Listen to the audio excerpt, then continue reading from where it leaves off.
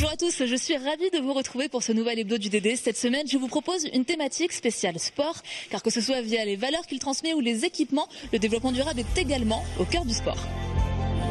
Dans ce magazine, plongez avec nous dans la piscine flambant neuve du Mulhouse Olympique Natation.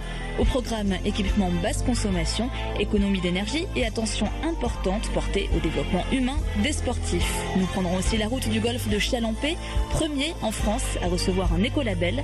Sur la route, petit stop à l'entreprise Casel Sport qui développe des équipements sportifs verts. Enfin, ne manquez pas votre rubrique élémentaire sur l'effet de serre.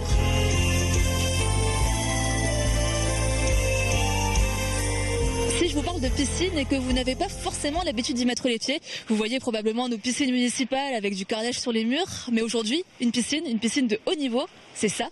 Nous sommes au Mulhouse Olympique Natation avec Laurent Horter. Vous êtes le président de ce club qui fête ses 50 ans ces jours-ci. C'est depuis 50 ans, c'est l'histoire de la natation en Alsace qui se passe ici. Je pense que c'est une grande partie de l'histoire de la natation alsacienne, effectivement. Parce que ça a modifié la création du monde il y a 50 ans, donc, comme vous le dites, dans 2 jours, a modifié considérablement l'organisation et la vision de la natation sportive en Alsace. Puisque nous avons rassemblé 7 clubs, nous n'en avons fait qu'un seul. Et du fait, on avait tout à fait un autre soutien. D'ailleurs, nous, on a un bassin qui a 1 an et un bâtiment exceptionnel qui a 1 an. Là, c'est en plein air. Vous me disiez qu'aujourd'hui, c'est un petit peu devenu la norme dans les piscines dans le monde. C'est quoi l'avantage d'avoir une piscine en plein air ? La piscine de nager en plein air, c'est déjà pour les sportifs qui passent 5, les sportifs de haut niveau, les enfants un peu moins. Mais enfin, ils viennent quand même une quinzaine d'heures par semaine et les nageurs de haut niveau 30 heures. Dans une piscine couverte, vous avez l'ensemble des traitements. Et donc, ces traitements sont à base de produits qui gênent considérablement la respiration, ce qui fait qu'au bout d'un certain temps, les sportifs de haut niveau ont des difficultés respiratoires. Donc ce bâtiment aussi, vous l'avez souhaité écologiquement neutre, comme la piscine. Du coup, ici, on n'a plus besoin de chauffer l'air comme dans une piscine intérieure. Exactement. On ne chauffe pas l'air et c'est le coût le plus important dans une piscine publique que vous chauffez évidemment pendant le fonctionnement toute la journée, mais également la nuit. Vous ne pouvez pas arrêter le chauffage, sinon le lendemain matin, les gens ne peuvent pas se mettre en maillot. Ici, la condition sine qua non, on sait combien à l'intérieur du bâtiment il fait chaud, et que vous avez un sas pour aborder le bassin, vous allez dans l'eau est de nouveau à 28 degrés, donc les gens sont merveilleusement heureux et merveilleusement bien. L'ensemble des consommations d'énergie est au minimum, à tout point de vue, que ce soit pour le chauffage, que ce soit pour l'électricité.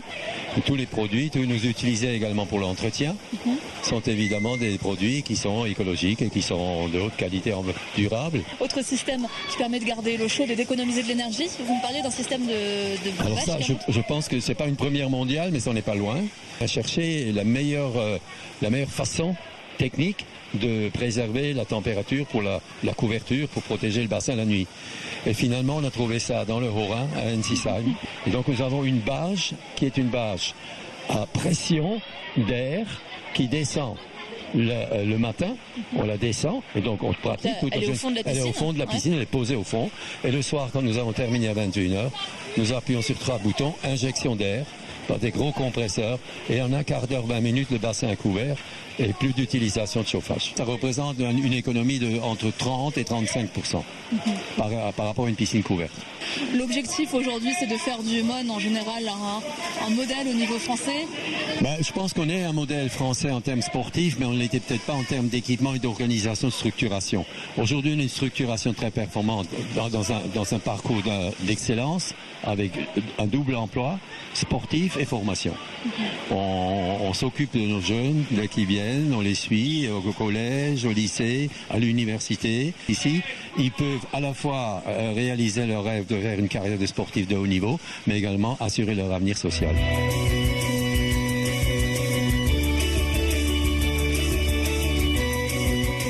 Lionel Horter, bonjour, vous connaissez principalement, jusqu'à très récemment, comme entraîneur de l'équipe olympique de France de natation. Ici, vous êtes dans votre club, celui de Mulhouse, et là, on voit derrière nous, il y a vraiment de tous les niveaux, des enfants aux champions. C'est important d'avoir ce mélange de niveaux, ce mélange d'ambiance. Mais en fait, à l'heure où vous êtes, c'est vraiment le fonctionnement du club. On a presque 800 jeunes qui passent tous les soirs dans la piscine, avec à partir de 16h jusqu'à 20h différents groupes d'entraînement et différents niveaux de pratique.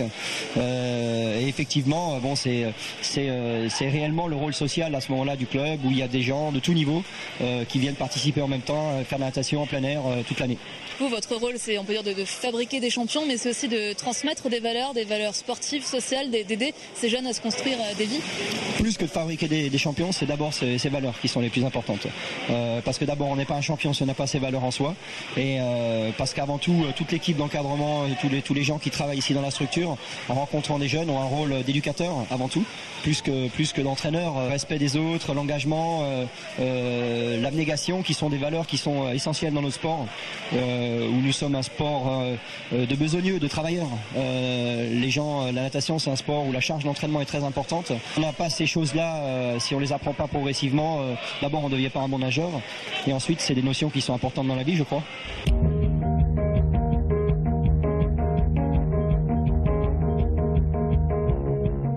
Après Mulhouse, direction Altorf, chez Casal Sport. L'entreprise alsacienne poids lourd en France de la distribution de matériel sportif mise sur les équipements verts. Une conviction interne et une demande grandissante de la part des clients. Nos clients sont avant tout des enseignants, professeurs de PS, et qui sont assez sensibles à l'éco-responsabilité, au développement durable. Donc la première étape, ça a été ça. Et ensuite, sur le plan économique, il a fallu trouver aussi des produits qui répondent à l'attente réellement de l'utilisateur. Les clients s'orientent aujourd'hui beaucoup plus sur le prix. Et c'est par le volume, si on commence à en vendre de plus en plus, que les prix de ce produit-là vont baisser. Et là, ça deviendra accessible. Donc c'est notre rôle à nous de le sélectionner pour faire avancer le business vers l'éco-responsabilité. L'entreprise choisit des produits verts chez des fournisseurs, mais développe aussi sa propre gamme. Exemple, ce chronomètre solaire est donc sans pile, ce kit de ping-pong en bois issu de forêts labellisées éco, ou ces sifflets autrefois en plastique, désormais en chanvre.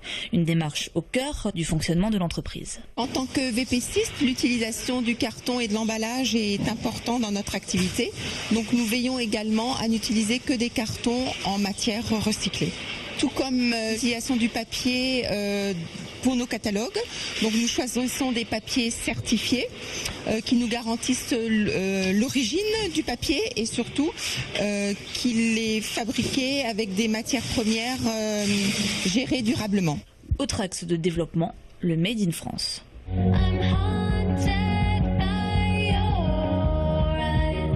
Nous voici au golfe du Rhin. Ici, on est sur l'île du Rhin, à quelques encablures de l'Allemagne, de la France et de la Suisse, pour vous parler d'environnement, de développement durable, car ce golfe, c'est 70 hectares et 800 membres, et le premier en France à avoir une labellisation écologique. C'est une certification Géo qui est très fréquente en Angleterre, en Écosse ou dans les pays scandinaves, je crois, mais en France, c'est la première.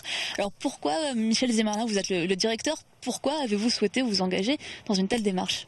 C'était déjà depuis des années que nous sommes conscients qu'il faut que nous fassions des travaux pour laisser un golfe en bon état, d'essayer d'utiliser moins de produits phytosanitaires. Et comme nous sommes sur une réserve naturelle sur l'île du Rhin, il était évident pour nous de faire une démarche en reconnaissant tous nos efforts dans ce sens-là. C'est du loisir et c'est important aussi d'avoir une conscience environnementale quand on fait du sport. Absolument, parce que disons que à la fois nous avons parmi nos membres beaucoup de Suisses, beaucoup d'Allemands et des Français bien sûr qui sont conscients, qui aiment la nature, qui marchent. C'est un sport. Vous êtes en permanence dans la nature, donc vous marchez. Vous avez les arbres, vous avez donc la faune, vous avez de la flore.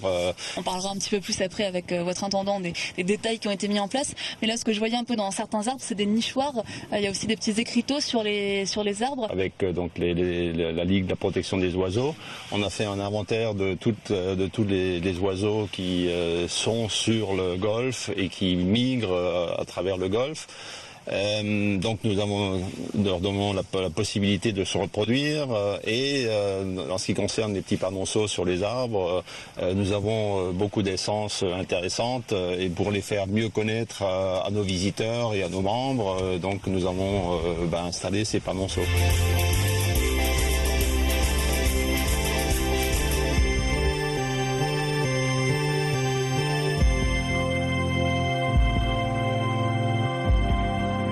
Voilà, alors pour parler plus en détail de ce qui a été fait sur ce golf, nous sommes avec l'intendant Daniel Legaudives. Qu'est-ce qui a changé du coup dans votre travail depuis que vous vous êtes engagé dans cette démarche? Pour obtenir ce label, il y avait des critères qui étaient bien spécifiques, il y avait des réductions d'eau, et concernant la réduction d'eau, ici nous sommes sur l'île du Rhin qui est un sous-sol qui est très perméable, il n'y a que du galet et du sable en dessous.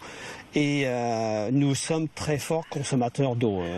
Et l'objectif, c'était également de dire, malgré notre situation particulière, il faut que nous arrivions à diminuer nos consommations d'eau. Nous avons entamé un programme depuis 5 ans sur la modernisation de notre système d'irrigation. On a changé des arroseurs qui ont une meilleure répartition d'eau et qui consomment moins d'eau. Nous avons, depuis de nombreuses années, décidé de faire une inversion de flore. Nous avons sur ce site des greens qui étaient à l'origine ensemencés par des agrostolonifères qui sont très consommatrices d'eau et également de produits phytosanitaires parce que sensibles aux maladies. Maintenant, nous ne travaillons qu'avec des fétuques, des gazonnantes et des demi-traçantes et de l'agrostis tenuis qui sont résistantes aux maladies et moins consommatrices en eau. Cette charte aussi, c'était la réduction de produits phytosanitaires. Nous sommes dans la lignée souhaitée dans le Grenelle de l'environnement, mais c'est vrai qu'on fait attention. Nous ne pratiquons des traitements qu'en cas de besoin absolu, et s'il y a un besoin absolu, auparavant, nous avons déjà essayé de faire des traitements en localisé de façon à utiliser le minimum de matière active. Au niveau de l'eau, c'était moins 12%, c'est ça? Oui, moins 12%. Ouais. Il y a encore peut-être des possibilités, mais il faudra aussi que le monde du golf, et notamment les golfeurs, acceptent d'avoir de temps en temps, à certaines périodes de l'année, des gazons qui soient un petit peu moins verts que ce que nous avons l'habitude de voir. Eh bien, merci beaucoup. Pour le golf, c'est fini. Mais avant la fin de l'émission, il reste encore une petite rubrique élémentaire et on se retrouve juste après.